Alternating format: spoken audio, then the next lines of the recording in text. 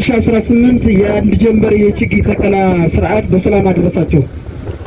ከዚህ በመቀጠል ምንድነው ያለው ዛሬ አጠቃላይ የመንግስት ሰራተኛውና የሀገር መከላከያ ሰራዊት በተመሳሳይ የወረዳው የጸጥታ መዋቅር የችግኝ ተከላ ስርዓቱን ያስኬዳልኝ። ይህን ችግኝ ተከላ አስመልክቶ መክፈቻ እንዲያደርጉልን የምንጋብዘው የተከበሩ አቶ በጋሻው ይመር የአለፋ ወረዳ ዋና አስተዳዳሪ፣ የተከበሩ አቶ ካሳዋቸው የአለፋ ወረዳ አደረጃጀት ዘርፍ ኃላፊ፣ የተከበሩ አቶ በላዩ እንደለለ የአለፋ ወረዳ ፖለቲካ ዘርፍ ኃላፊ፣ የተከበሩ ፖሊስ ዋና አዛዥ ኮማንደር አለሊ መግባ፣ የተከበራችሁ የወረዳችን አመራሮች፣ የተከበራችሁ የወረዳና የቀበሌ ባለሙያዎች እንዲሁም የመከላከያ ሰራዊት አባሎቻችን፣ ጥሪ የተደረገላችሁ የህብረተሰብ ክፍሎች እንዲሁም በተጨማሪ ከዞን የመጣችሁ ደጋፊ ባለሙያዎቻችን ክብራትና ክብራን፣ በመጀመሪያ ለሀገራችን ለኢትዮጵያ አረንጓዴ ልማትና ለወደፊት ትውልድ ብሩህ ተስፋ ታሪካዊ ለሆነው ለ8ኛ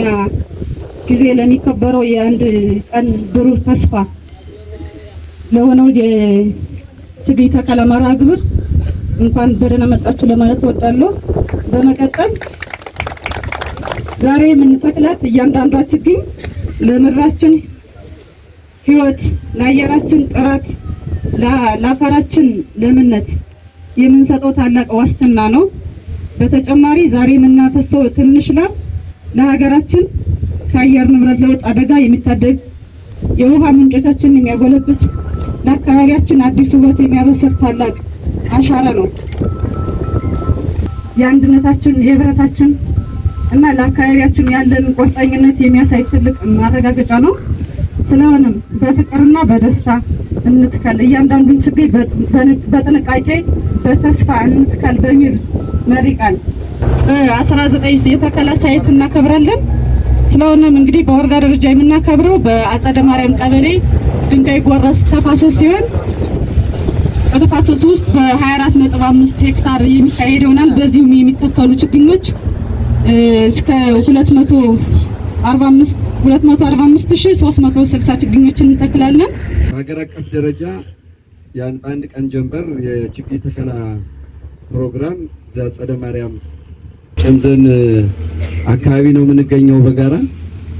ከዛ አኳያ የተከበራችሁ ሁሉም የወረዳችን የመንግስት ሰራተኞች፣ የተከበራችሁ የወረዳ አመራሮች፣ የተከበራችሁ የመከላከያ አመራሮች እና አባላት፣ የተከበራችሁ የሃይማኖት አባቶችና የሀገር ሽማግሌዎች እንዲሁም በችግኝ ተከላ ፕሮግራሙ በዚህ ጥሪ ተደርጎላችሁ እዚህ ፕሮግራም እየተካፈላችሁ ያላችሁ ልዩ ልዩ የህብረተሰብ ክፍሎች በቅድሚያ ለዚህ ቀን እንኳን በጋራ ያደረሰን ማለት እፈልጋለሁ።